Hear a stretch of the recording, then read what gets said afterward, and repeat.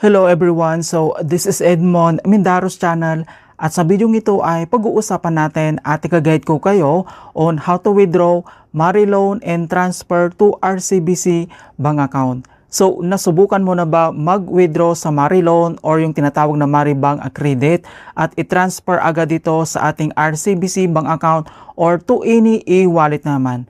Kaya kung hindi mo kabisado kung paano yan gawin, then stay tuned ka lang at start na natin. So ang next step ay kailangan mo lang mag-login or i-open mo lang dito ang yung Maribank app and then i-click mo lang. At dito lang sa ating Maribank profile homepage and then kailangan mo lang mag-scroll down and then makikita mo naman kaagad dito yung Mari Loan na features ni Maribank. Okay, so makikita mo kaagad dito yung Mari Loan. So before is Mari Credit yung pangalan nito pero pinalitan na kaagad dito ng Mari Loan na ngayon. So as low as 2.95% monthly yung kanyang interest. Ayan, so instant cash withdrawal ito and then zero processing fee. Okay, then next step, kailangan mo lang itap dito yung withdraw dito lang sa baba. Makikita mo kaagad dito and then i-click mo lang. Ayan, so dito na tayo sa another step na withdraw and then loan amount. So makikita mo naman dito yung ating Maribank loan. So mayroon tayo dito ang Maribank credit na 25,000. Ito yung binigay sa atin. Okay, so dito naman ang minimum na amount na pwede natin i-withdraw dito ay mag-start po siya ng 1,000 to full amount na 25,000. And then next step, dito naman sa kanyang loan durations, makikita mo naman dito kung ilang tenor months yung kukunin mo. Kung 3 months, 6 months, and then 12 months. Okay, so kung paano ba natin ito i-edit yung amount, kung magkano lang yung loan amount na pwede natin i-withdraw dito. So click mo lang siya. And then, kailangan lang natin itong edit. Ito lang siya guys, nakikita nyo. Ayan, so maglagay lang tayo dito ng amount. Okay, and then i-click mo lang dito sa right corner yung done. Alright, and then next, dito na tayo sa loan durations. So, depende yan sa option mo kung ilang buwan yung kukunin mo dito. Kung 3 months, 6 months, or 12 months. Kapag 3 months naman, makikita mo kaagad dito yung complete calculations kung ilan na yung babayaran natin dito. Okay, kung 6 months naman, isilik mo lang, and then automatic po yan na makikita mo kaagad yung all details dito. Kung 12 months naman, isilik mo lang and then nandito naman siya. Okay, so since sisilik lang natin dito for 3 months, i-click mo lang. And then, monthly add-on interest, so 2.95%. And then yung kanyang monthly installment ay makikita mo kaagad dito. So ito yung amount na kailangan natin bayaran monthly. So dito naman sa pagbabayad ng ating loan, so kailangan natin sundin yung kanilang month-to-month basis. So hindi naman po pwede na mayroon ka ng full amount, so babayaran ko na full amount, hindi po ganon. So kailangan mo pa rin sundin yung kinuha mo ditong loan durations or yung monthly tenor po niya. Alright, so due date natin, i-click mo lang yan.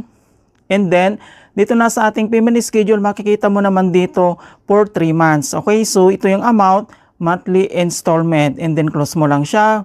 And then dito naman, other details, mag-scroll down ka lang. Makikita mo naman dito yung amount to be received.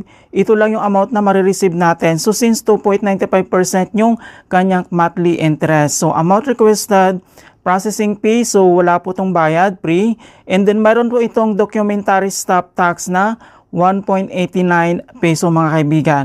And then madidisburse ito sa ating Maribank account. Okay, so dito naman sa purpose of loan, i-click mo lang yan. And then select ka lang dito kung ano yung purpose of loan mo. Kung bills, rent payment, business, education, loan repayment, vacations, emergency fund, home improvement, other living expenses, depende naman sa option mo kung ano yung isiselect mo diyang purpose of loans. Okay? So i-double check mo lang yung amount, kung ilan yung loan durations mo, yung monthly tenor, and then kapag okay na, dito lang sa baba, kailangan mo lang itap dito yung next. Alright, so dito na tayo sa another step. So, confirm loan withdrawal. So, loan durations for 3 months. Ito yung monthly installment natin na amount. And then, amount to be received. Ito lang yung amount na marireceive natin. So, amount requested, yung processing fee is wala pong bayad yan. Documentary stamp tax. So, mayroon po itong 1.89. Dispersed to sa ating Maribank account. And then, kapag okay na lahat, kailangan mo lang i-check dito yung box. I agree to the loan agreement and disclosure statement. Withdrawal will be subject to assessment. Kapag okay na, and then dito naman sa baba, kailangan mo lang itap dito yung confirm. Okay, so in another step, so dito na tayo sa official verifications. For enhanced security, please complete facial verifications. It will take less than 1 minute.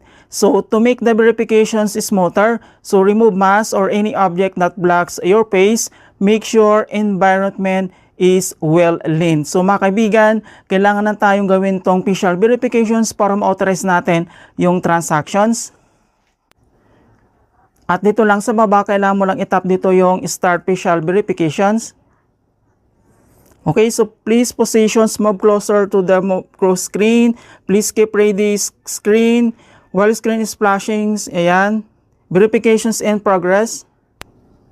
Ayan, so makikita mo na dito na your loan has been disbursed successfully. Ayan, so napakabilis talaga na mag-loan dito sa ating Maribank. Installment due date 11 of every month. Okay, so to be received this amount. Okay, all details nandito naman and then double check lang natin. So click mo lang dito yung done. Alright, so makikita mo naman dito na nabawasan na yung available credit natin. So kailangan lang tayo mag-back. And then, double check lang natin dito sa ating account. Alright, so dito na sa available amount, mga kaibigan, ay nandito na yung available balance natin. Napakabilis talaga. Kung paano ba natin ito i-transfer doon lang sa ating RCBC bank account. So, ang next step, so kailangan mo lang itap dito yung transfer dito lang sa kanyang main menu. And then, dito na tayo sa P/transfer, transfer to. Kailangan mo lang i-select dito yung other bank. And then, para mas mabilis natin mahanap yung RCBC, pwede mo naman itong i-search or dito naman sa baba, pwede kang mag-scroll down. Kapag nagamit mo na yung RCBC dito, makikita mo kaagad. And then, kailangan mo lang i-select dito yung RCBC/Discartec and then i-click mo lang. Okay, so to RCBC Discartec and then next step, so dito ay kailangan lang natin i-enter dito yung ating account number. So dito naman sa box, i-click mo lang. And then, enter lang natin. And then, once na enter mo na dito yung RCBC savings account number mo, so sa pag-enter naman ay kailangan mong i-enter dito or i-add mo yung 6 na 0, so bali 16 digit lahat. So kapag na-enter mo dito ay tama, dito naman sa baba mag-a-appear ka agad. And then, next step, kailangan mo lang i-tap dito yung dito lang sa baba para ma-confirm natin. Ayan, so dito na tayo sa in another step, so transfer. So makikita mo naman dito yung details ng RCBC details. And then dito naman ay i-click mo lang yan and then enter mo lang dito kung magkano yung amount na ita-transfer mo. Okay, so ito yung amount na ita-transfer natin. And then kailangan mo lang itap dito yung done dito lang sa right corner. And then once na-enter mo na dito yung amount, so dito na tayo sa transfer method. So dito naman ay may dalawang transfer method or payment method na pwede natin gamitin katulad ng InstaPay, so processing time, real time, and then PesoNet naman, processing time in the next banking day. So yung InstaPay ay ano to mga kaibigan, real time agad-agad. Kapag nakasili ka na dito ng transfer method mo and then kailangan mo lang itap dito yung confirm. Ayan, so transfer fee, wala po itong bayad kasi nagbibigay po si Maribank ng pre-transfer mga kaibigan na 50 times pre-transfer mga kaibigan and na monthly na po siya. So madami na yung binibigay niya. So double check mo na yung all details kapag okay na. And then dito naman sa baba, kailangan mo lang itap dito yung next. Okay, so dito na tayo sa in another step na confirmations. All details nandito naman. So, RCBC details and then yung Maribank natin, total transfer amount. And then transfer fee, wala po itong bayad. And then transfer method, InstaPay, real time yung processing po niya. Kapag okay na, kailangan mo lang itap dito yung confirm dito lang sa baba. And kailangan lang tayo mag-biometric login or enter mo lang dito yung Maribank PIN mo para ma-authorize yung transaction. So, gagamitin natin dito yung biometric, transfer and progress. Ayan, so makikita mo na napakabilis lang talaga. So, transfer successful doon lang sa ating RCBC savings account. So, wait natin na makareceive tayo dito ng text message ni RCBC.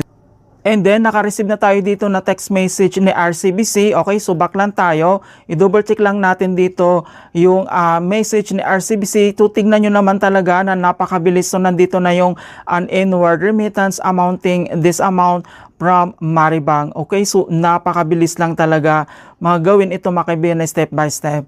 Alright, so in hope na nasundan yung aking step by step procedures kung paano mag-loan and then i-transfer ito. In hope na nakapagbigay ako ng konting kalaman at guide tungkol sa Maribank app tutorials. Thank you guys and see you in my next tutorials.